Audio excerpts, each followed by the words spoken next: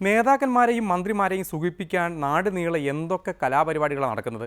നമ്മുടെ 5ാം മന്ത്രി മഞ്ഞളാംകുഴി അലി മുഖ്യമന്ത്രിയെ വിളിച്ച് പെരിന്തൽമണ്ണയിൽ കൊണ്ടുവന്നു. പിന്നെ ഉമ്മൻചാണ്ടിയെ സാക്ഷി നിർത്തിയുള്ള സുഖിപ്പിക്കൽ അങ്ങോട്ട് തുടങ്ങി. കേൾക്കാം. വികസന വീതിയിൽ മാതൃക കാട്ടിയ മാണിക്യമേ, വള്ളുവനാടിന്റെ സൗഭാഗ്യമേ, മഞ്ഞളാംകുഴി എന്ന താരകമേ, ആലിക്കു സാമൂലി ദാനമായി നൽകിയ ആലിപ്പറമ്പിന്നു പാലമായി, വള്ളുവനാടിന്റെ കൃത്തിലേക്കല്ലോ മേലാറ്റൂർ പാലവും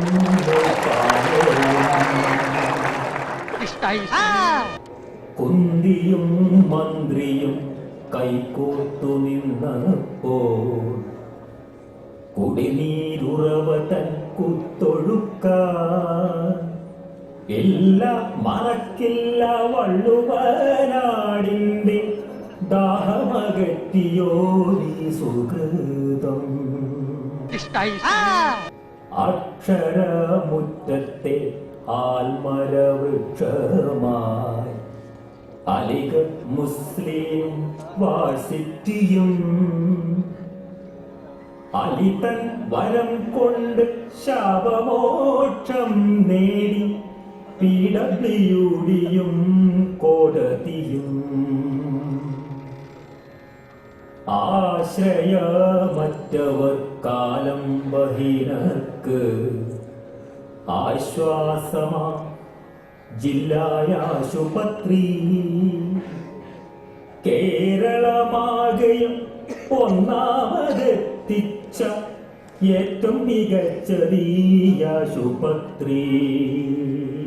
മാറ്റം കൊതിച്ചും കിതച്ചും കഴിഞ്ഞൊരു PTM കോളേജും മാറിയല്ലോ. നാക്കെന്ന പൊൻതൂവൽ ചൂടി നിൽക്കുന്നിത പൂക്കോയത്തങ്ങൾ തന്നോർമ്മ ചിത്രം ആർത്തു വിളിക്കുന്നു മഞ്ഞളാംകുഴിയെന്ന നാമധേയം.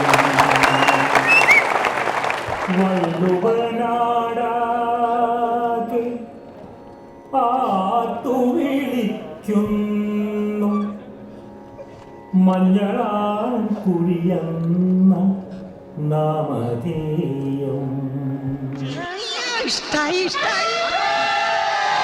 രാജഭരണകാലമായിരുന്നെങ്കിൽ ഇത് തയ്യാറാക്കിയവർക്ക് രാജാവ് പുട്ടും കടലയും അല്ല പട്ടും വളയും കൊടുത്തേനെ. അത്രയ്ക്ക് ഗംഭീരമായിരുന്നു ആ പ്രകീർത്തനം. എന്തായാലും ഇടതിൻ്റെ പ്രകടന പത്രിക കണ്ട് വോട്ടർമാരൊക്കെ അത്യാഘാതത്തിലാണ്. ഇനി UDFിൻ്റെ പ്രകടന പത്രിക വരാനുണ്ട്. അതിൻ്റെ ആകാംക്ഷയിലാണ് വോട്ടർമാർ.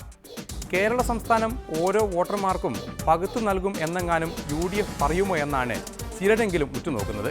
അല്ല, ഒരു വെറൈറ്റിക്ക് വേണ്ടി. പിന്നെ നാട്ടിൽ നടക്കുന്നത് അതൊക്കെയാണല്ലോ.